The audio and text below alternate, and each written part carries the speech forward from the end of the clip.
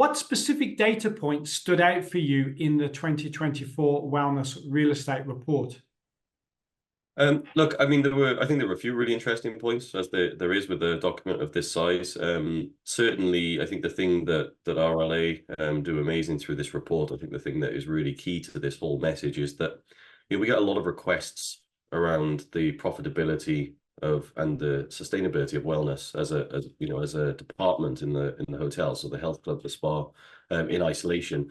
I think that's quite a dangerous concept because there is obviously a direct correlation between how you drive wellness and how that impacts other areas of the business, like food and beverage being an obvious example, a direct example. Being able to drive ADR on the top line, the connection between that and wellness. And it's not always the case, but there's certainly correlations that you could draw with this data. I thought with this report, actually, we saw the largest growth in food and beverage revenues in the no wellness segment this time, right? Which again it's not really out of sync with the rest of the industry and what we're seeing, because actually there has been a slowdown on guest spend in ADR on the top line. There's certainly guests are spending less across the board in hotels if you were adjusting for inflation. And I guess when they go to a property and there are lots of different things for people to spend money on, they're being a bit more selective with it. So in the areas in hotels that had no wellness, that extra spend or that spend the guests would put into the hotel went into food and beverage and not not spread so thinly in wellness and golf and lots of other areas of the hotel. That said, it's obviously fairly limiting in the fact that in the no wellness hotels, if you look at the correlation with the amount of outlets and the size of the food and beverage in those properties, it's generally coming from a lower base, and it's more linked to the size of the occupancy change than it is directly linked to anything to do with wellness. The 2024 Wellness Real Estate Report now includes asset class comparison, which for the first time we get to see data on how major and minor wellness categories perform in upscale, upper upscale, and luxury properties. What have been your observations of this new data? Look, you'll see whenever you see us present, actually, this is something I'm quite passionate about, because I think luxury really sits out on its own in so many different categories when you're looking at hotels. So, it generally bucks the trends when it comes to negative and positive performance across the sector. And I think if you look at wellness, until recently, until the last 10 years or so, wellness as a concept was very much dedicated to the luxury segment, right? So other than that, you had maybe some spas and leisure facilities on property, but really the full wellness experience was really a luxury item. Now you see, it was a really important move I think you made to split out the luxury segment from the rest of the data, because it does skew the data, or it can certainly be seen to skew the data because of the size of it. And it does act differently. So actually what I thought this did quite nicely is it showed, for instance, that the upper upscale segment saw a larger growth in GOP than you saw in the luxury segment. And considering the way that things have evolved over the last 2 or 3 years, the luxury and the real high end had seen the largest growth, and the low end, the kind of the mid-scale economy, had seen those two ends of the spectrum had really done the best.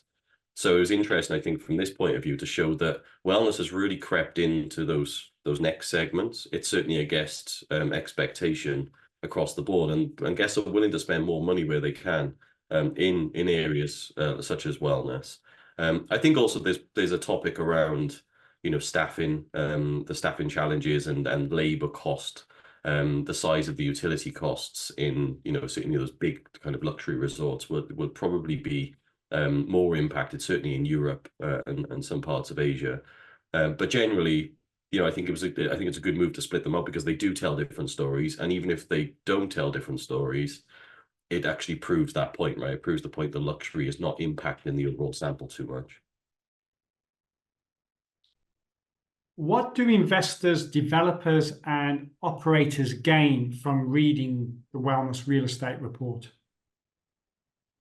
I think from the angle I'm coming from, it's, I spend a lot of time working with investors and developers to, to understand the data and to really kind of be able to interpret that data into something that they can use in the decision making. And I think whenever we're looking at a strategy in real estate at this, especially in something operational like hotels, I think you need to look at the holistic, the overarching approach to hotel performance, which is there is a direct link between these various areas. As I said at the previous point, was that if you just look at one area of the business in isolation, you will get probably the wrong picture, because of course it's really hard to quantify how much guests choose your hotel because of various factors.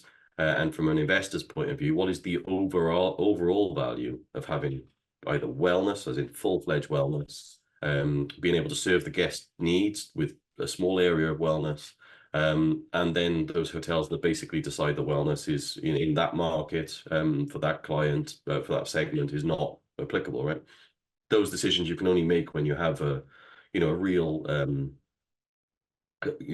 like an overarching view of what is happening in the hotel world. And I think what you've done with the real estate report is there's a coordinated approach. It's an honest approach. It's not trying to sell wellness as a concept, because, as I alluded to, it's not always the right thing to do in different locations. That's where I guess experts like RLA come into it, because really the investors need to be able to to get the right approach in the right market with the right asset. And I think this report really gives it that the correct approach to that. What do you like about the Wellness Real Estate Report? What do I like? Well, look, I think the previous points I've pointed out, the benefit for investors and for stakeholders. For me, I think it actually is the use of some quality data, right?